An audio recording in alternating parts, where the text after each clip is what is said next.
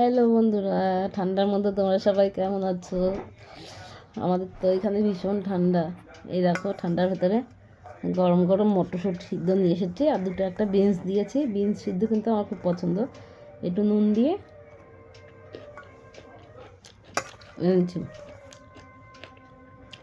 মটরশুঁটি একটু নুন দিয়ে সিদ্ধ করলে হেবি ভালো লাগে। কচি কচি মটরশুঁটিগুলো মিষ্টি মিষ্টি লাগে, খুব ভালো লাগে।